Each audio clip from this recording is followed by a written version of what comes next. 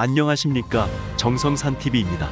오늘은 김종인 뒤집어졌다, 그의 대선 전망 부분이 없다 라는 소식을 전달해 드리도록 하겠습니다.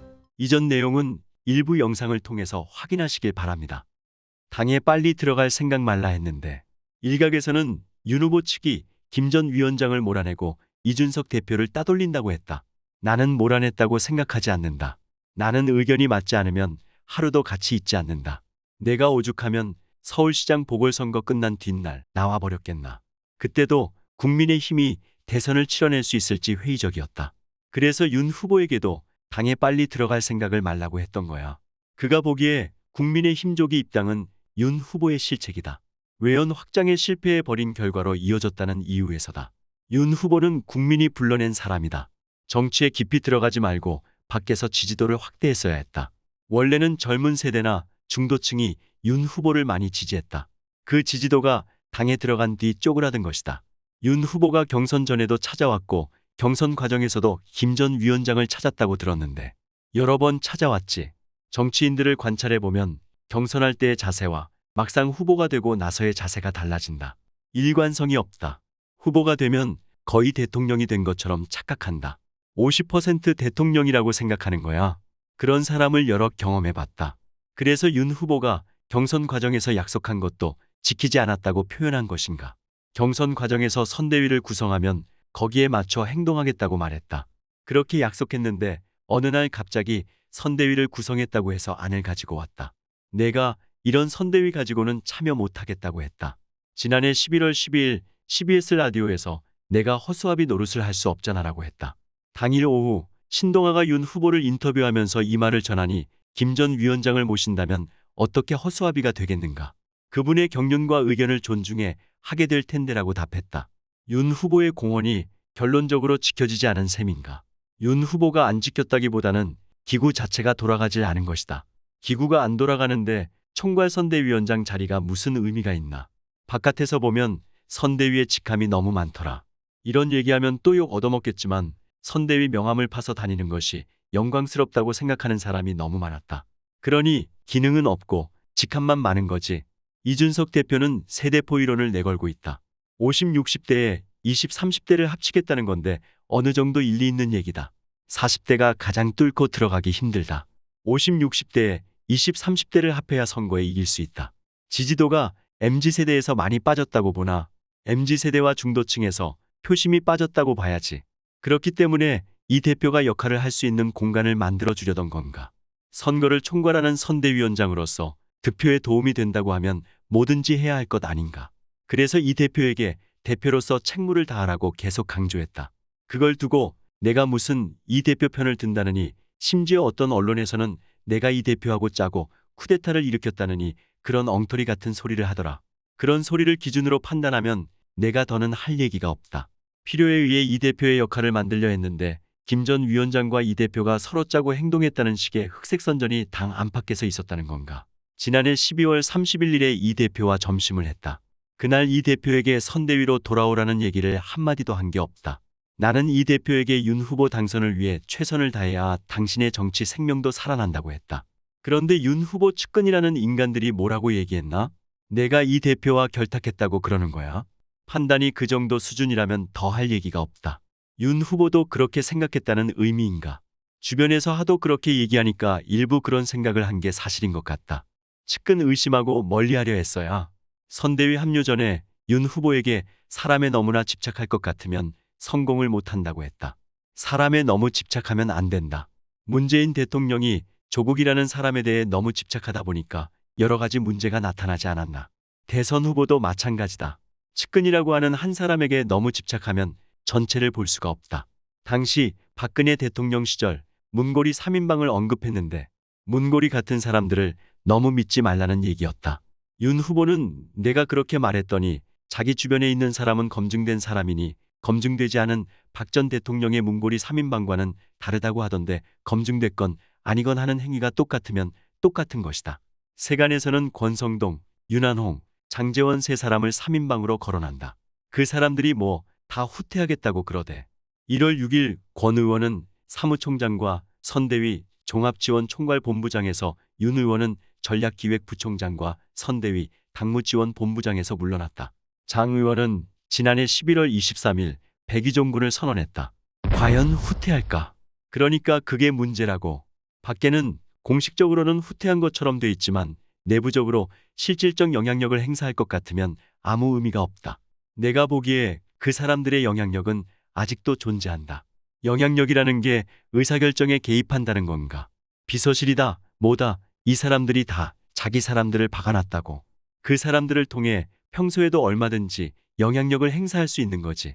권성동, 윤한홍, 장제원 세 사람의 영향력을 없애려면 이른바 심어놨다고 하는 사람들까지 윤 후보가 다 물러나게 해야 하는 것인가? 그것을 어떻게 알고 물러나게 하겠나? 나는 윤 후보가 그런 것까지는 파악하지 못하고 있다고 본다. 윤 후보를 두고 남자 박근혜 아니냐는 표현까지 나온다. 모르겠다. 그러니까 대통령 되는 사람은 측근이 있으면 안 된다. 측근을 항상 의심하고 멀리하려고 애를 써야 성공한 대통령이 될 수 있다. 측근이 옆에 있어서 자꾸 그 사람들에게 귀를 기울일 것 같으면 성공할 수가 없다. 윤 후보가 조기 입당을 택하면서 측근에 의지할 수밖에 없는 구조를 만든 셈 아닌가. 그런 거지. 야권에는 윤 후보가 헛발질을 해도 이재명 후보가 대장동 게이트라는 약점을 안고 있어 절대 40% 지지율을 넘기지 못하리라는 낙관론이 있다. 희망사항이다. 1월 말에 잃어버린 지지율을 회복하면 이 후보와 비슷한 수준으로 가지 않을까 생각했다. 그러면 2월에 누가 40% 선에 먼저 올라가느냐 다투는 시기가 온다. 나는 11월 말과 12월 말에 지지율이 조정되리라 생각했다. 구정을 계기로 지지율에 또 한 번 변화가 나타날 거다. 그때를 위해 빨리 선대위를 개편해서 효과적인 선거운동을 하려고 했던 것이다. 이재명도 돈 준다는 얘기만, 야권이 반문재인 구도로만 대선을 치르려는 게 아니냐는 시각도 있다. 지금 유권자는 많은 정보를 갖고 있고 수준도 높다. 야당이 극한 투쟁을 해서 효과가 나는 것도 아니고 과장된 얘기를 한다고 유권자가 따라오지도 않는다. 국민이 실행할 수 있다 생각하는 어젠다에 포커스를 맞춰야 한다. 그래서 윤 후보가 공시지가를 2020년 수준으로 환원하고 재산세와 종합부동산세를 합치겠다는 공약을 내놨는데 국민이 납득할 수 있도록 반복해서 설명하고 또 설명해야 한다. 1월 4일 정택은 금태섭, 김근식 전 실장과 만찬하며 대한민국 국군이 다 했다는 표현을 했다고 하던데 사실인가?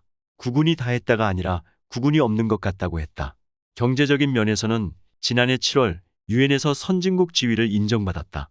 그런데 자살률, 출산율, 빈곤율 등 각종 사회지표를 보면 과연 선진국인가 하는 생각이 든다. 아울러 미 중간 신기술 경쟁의 틈바구니에서 어떻게 살아남아야 할지 생각해야 한다. 일본이 잃어버린 30년에서 벗어나지 못하고 있는데 우리가 직면한 환경도 잃어버린 30년의 초입에 있는 것 같다. 아주 획기적인 쇄신을 하지 않으면 안 된다. 그런데 지금 보면 그런 개념을 갖고 이야기하는 대선 후보가 하나도 없다. 그렇지 않아도 윤 후보가 명확한 미래 공약을 내세운 기억이 없다. 윤 후보뿐 아니라 이재명 후보도 마찬가지다. 이 후보도 돈 많이 준다는 얘기만 하고 앉았지 실질적으로 대한민국의 위기를 타개하기 위한 비전을 전혀 제시하지 못하고 있다. 정치인을 평가하는 기준으로 정직성을 꼽아왔다. 윤 후보는 정직한 사람인가? 정직이란 건 여러 가지 의미로 판단할 수 있다. 약속한 것을 일관되게 지켜나가는 것도 정직함의 기준이다.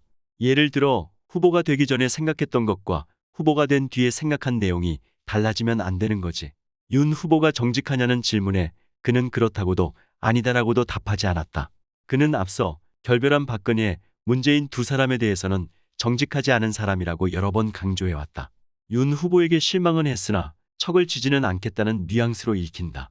뒤이어 나오는 문답에서도 같은 뉘앙스가 드러난다. 대선 슬로건으로 경제민주화와 맥이 통하는 공정경제를 언급했었다. 윤 후보는 검사 시절 대기업 수사에 적극적이어서 경제민주화도 잘할 것 같은 이미지가 있다. 얘기를 들어보면 검찰에 있을 때부터 독과점 문제 등에 대해 관심이 있다. 경제민주화를 위해 제도적으로 어떤 뒷받침이 있어야 하는지 잘 설명해주면 실시할 능력은 있다고 본다. 윤 후보의 별의 순간은 끝났나? 별의 순간을 잡기 위해서는 엄청난 노력을 해야 한다. 세계적으로 별의 순간을 잡았다고 평가받는 정치인이 몇 명 있다. 독일 아데나워 총리, 영국 대처 총리, 프랑스 드골 대통령이다.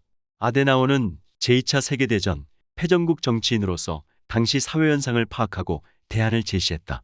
별의 순간이라는 게 그 순간만 도래했다고 해서 잡는 게 아니다. 윤 후보가 남은 기간 노력하면 별의 순간을 잡을 가능성은 남았다는 뜻으로 이해하면 되나. 1월의 선대위 개편뿐 아니라 실질적으로 효과를 거둘 수 있는 노력을 엄청나게 해야 한다. 윤 후보와 안철수 국민의당 후보와의 단일화 가능성은 어떻게 보나. 단일화라고 하는 것은 나중에 후보끼리 서로 의견이 맞아야 가능한 거다. 윤 후보 지지율이 낮아지고 안 후보 지지율이 높아지면 단일화의 동력이 생기는 셈 아닌가. 나는 윤 후보 선거 캠프에서 단일화라는 표현은 삼갔으면 좋겠다. 윤 후보 쪽에서 자꾸 단일화를 언급하면 윤 후보의 지지도에 상당한 영향을 미치게 된다. 윤 후보가 단일화 프레임에 말려버리기 때문인가. 그렇다. 안 후보 지지율 상승의 원인에 대해서는 어떻게 분석하나. 윤 후보의 지지율이 하락하니 그쪽으로 옮겨가는 것이다. 20, 30대에서 안 후보 지지율 상승세가 높은 편이다. 오늘 아침 여론조사를 보니 1%포인트 정도 앞섰더라. 윤 후보 선거 캠프가 제대로 정신을 차려 시정해 나가면 윤 후보 쪽으로 다시 회귀할 수도 있다. 할아버지 그거 봐. 내가 뭐라 그랬어? 그는 김미경 이화여대 명예교수와의 슬하의 일녀를 뒀고 그의 딸 역시 외동아들을 뒀다. 외국어고에 재학 중인 손자는 애당초 그의 선대위 참여를 만류했다고 한다. 이번 겨울에 손자와 독일 여행을 가려 했다고 들었다. 손자가 독일이나 다녀오자고 해서 그렇게 생각하고 있었는데 선대위에 참여하면서 못하게 됐다. 손자가 실망했겠다. 이제 선대위와 관계를 끝냈으니 우리 손자가 그럴 거야. 할아버지 그거 봐. 내가 뭐라 그랬어라고. 어떤 의미인가. 걔들도 신문과 뉴스를 다 본다.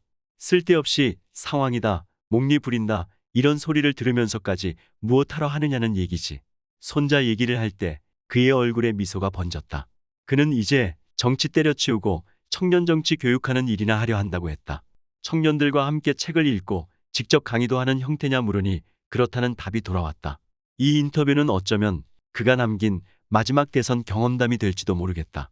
지금까지 김종인 뒤집어졌다. 그의 대선 전망 구분이 없다라는 소식을 전달해드렸습니다. 이상 정성산TV를 시청해주셔서 감사합니다. 구독과 좋아요, 알림 설정은 많은 도움이 됩니다. 감사합니다.